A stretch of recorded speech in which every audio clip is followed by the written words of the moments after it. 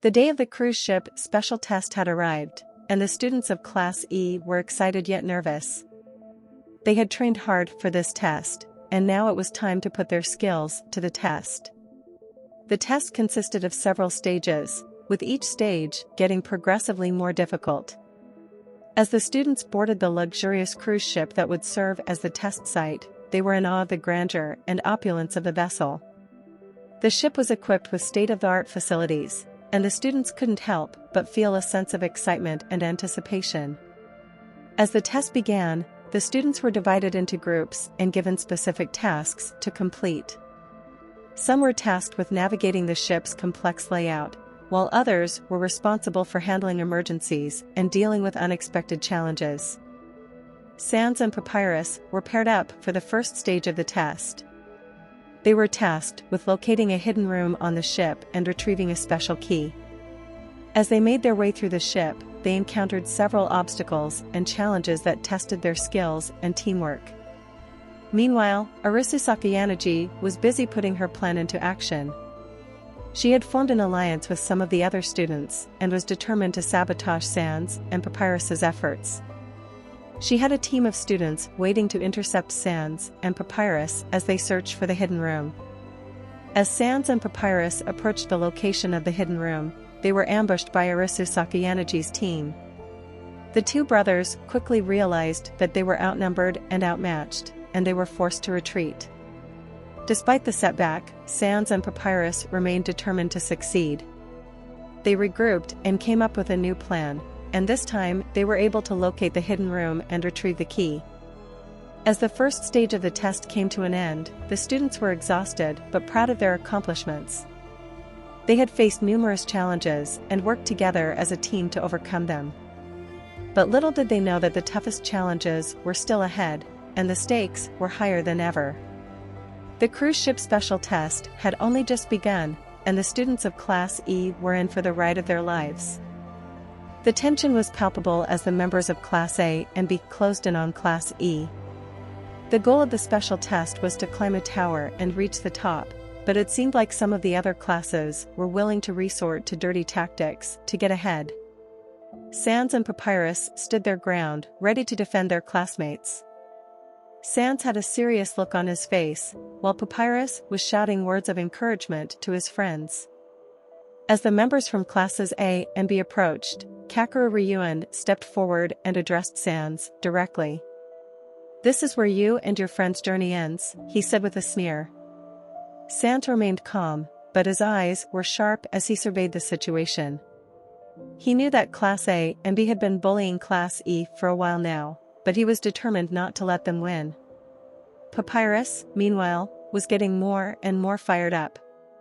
He hated bullies and couldn't stand to see his friends being pushed around. He stepped forward, fists clenched, ready to fight. The two sides stood facing each other, tension mounting with each passing moment. It was clear that something was about to give. Sans and Papyrus couldn't believe what they were seeing. Sora and Shiro, the siblings from Class E, were on the ground, huddled together and trembling with fear.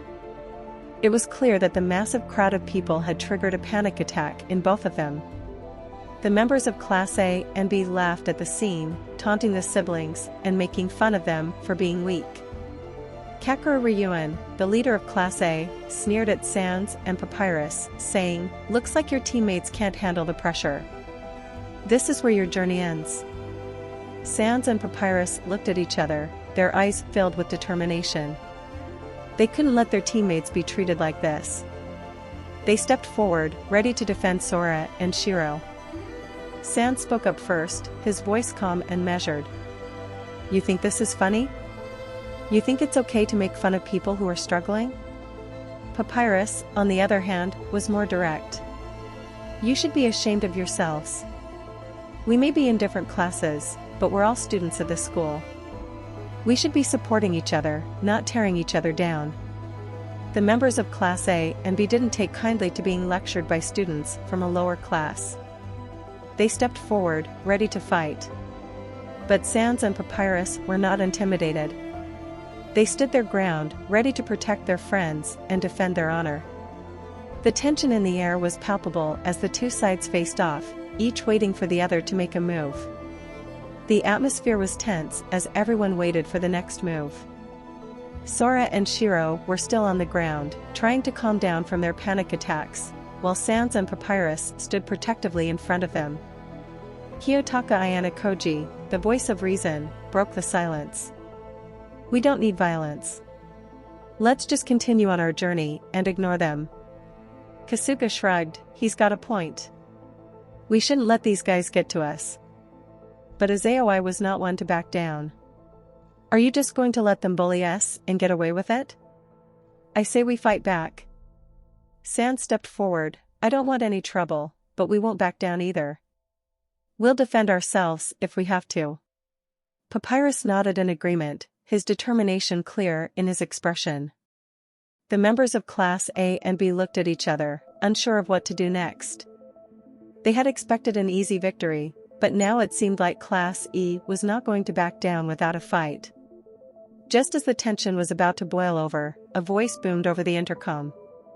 "Attention all students, please report to the main deck for the next phase of the test." Everyone hesitated for a moment, unsure of what to do. But eventually, they all got up and made their way to the main deck.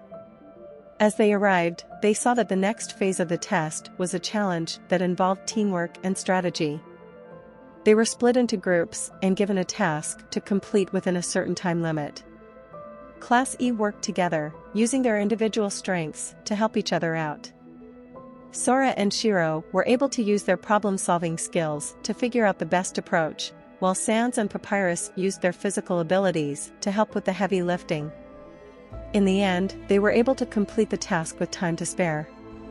They had worked together as a team, and it showed in the results. As they all celebrated their victory, they realized that they had come a long way since the start of the test. They had faced challenges, overcome obstacles, and learned to work together as a team. And as they looked out at the vast ocean surrounding them, they knew that their journey was far from over. But with each other by their side, they were ready for whatever lay ahead. Sometime later, Sans had a flashback of seeing Kiyotaka Ayano-koji stopping Azaoi from fighting. As he walked over to Kiyotaka Ayano-koji later on, Sans asked, "Kiyotaka Ayano-koji, was it?" Kiyotaka responded with a simple, "Correct." "Why did you stop Azaoi from protecting my brother?"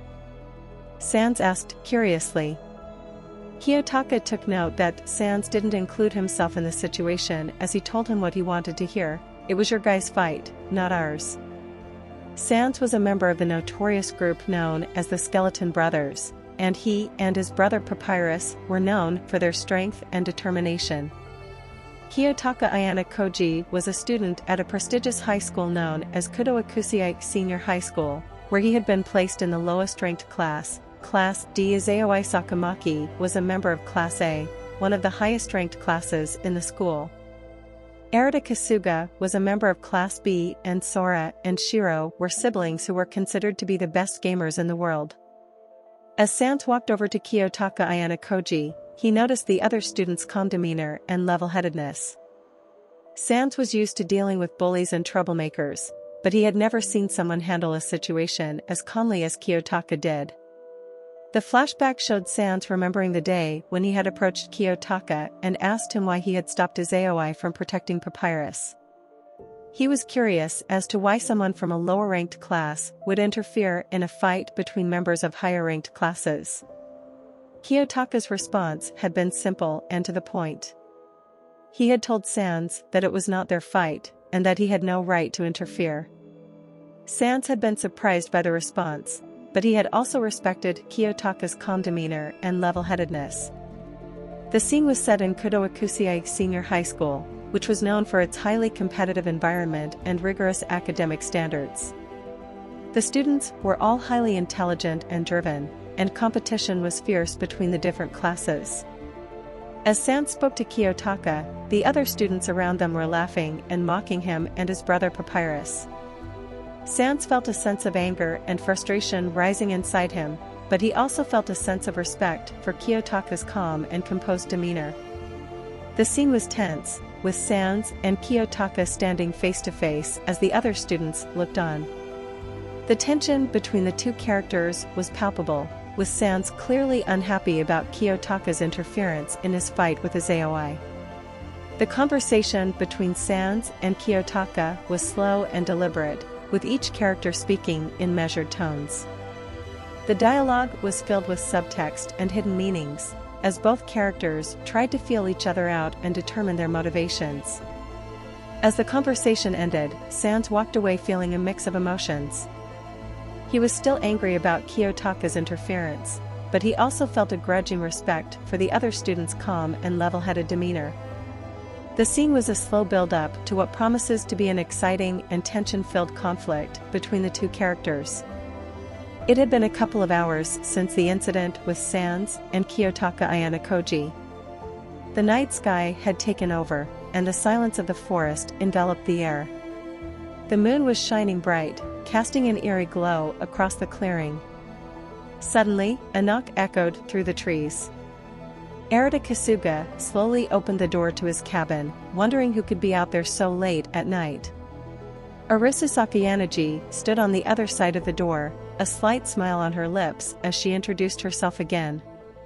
Arata couldn't help but make a suggestive comment, his eyes glancing up and down Arisu's body. Arisu fakely laughed at his comment, but quickly changed the subject. "I could use your help," she said, "and I'll pay whatever price for it." Arata smirked, enjoying the idea of being able to take advantage of the situation.